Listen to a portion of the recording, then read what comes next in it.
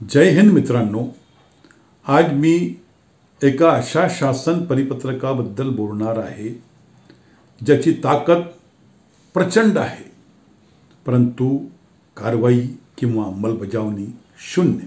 महाराष्ट्र शासनाने 1 नोव्हेंबर 2008 रोजी भ्रष्टाचाराविरुद्ध एक अत्यंत महत्त्वपूर्ण परिपत्रक काढले।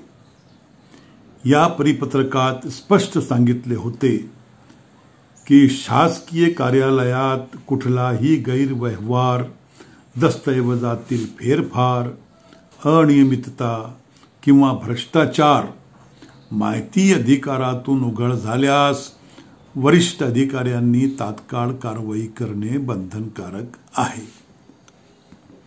आणि हेच नाही, जर वरिष्ठ अधिकाऱ्यांनी कारवाई केली नाही, दुर्लक्ष केले किंवा मुद्दामहून शांत बसला तर तो अधिकारीही तितकाच दोषी।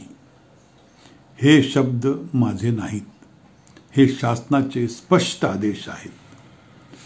त्या काळच्या मुख्यमंत्र्यांनी स्वतः या निर्णयाला मंजुरी दिली होती, कारण नागरिकांच्या तक्रारी वाढत होत्या।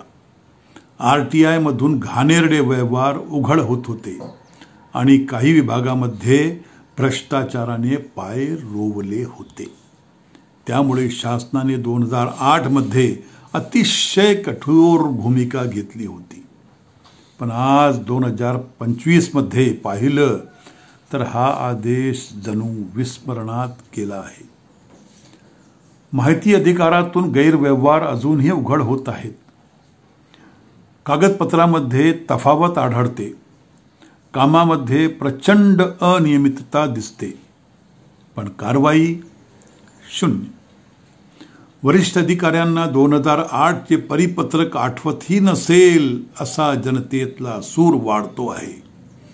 काही लोकांना तर असंही वाटते की आजचे राज्यकर्तेही हे परिपत्रक लागू करू इच्छित नाहीत, कारण जे अधिकारी भ्रष्टाचारावर कारवाई करत नाहीत तेच काही नेत्यांना नेहमीच सोयीचे पडतात।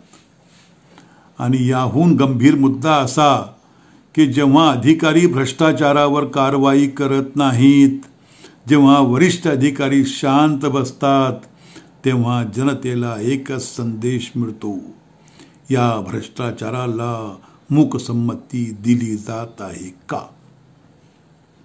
आज प्रश्न फक्त परिपत्रकाचा नाही, प्रश्न आहे शासनाच्या इच्छाशक्तीचा, प्रश्न आहे प्रशासनाच्या प्रामाणिकतेचा आणि सर्वात महत्त्वाचा जनतेच्या विश्वासाचा।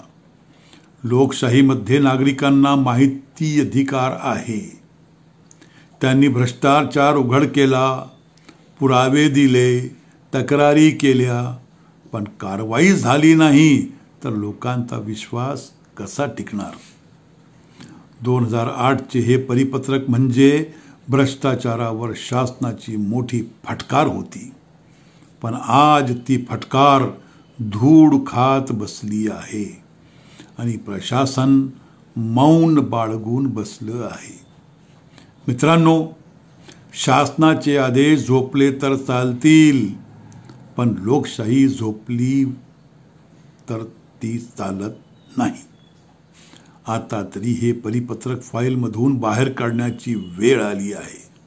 कारवाई न करणाऱ्या अधिकाऱ्यांना जबाबदार धरण्याची वेळ आली आहे, कारण लक्षात ठेवा, अधिकारी कारवाई करत नसतील तर नागरिकच कारवाई करतात आणि जनतेची कारवाई ती कोणत्याही परिपत्रकापेक्षा जास्त कठोर असते। धन्यवाद। जय हिंद, जय महाराष्ट्र।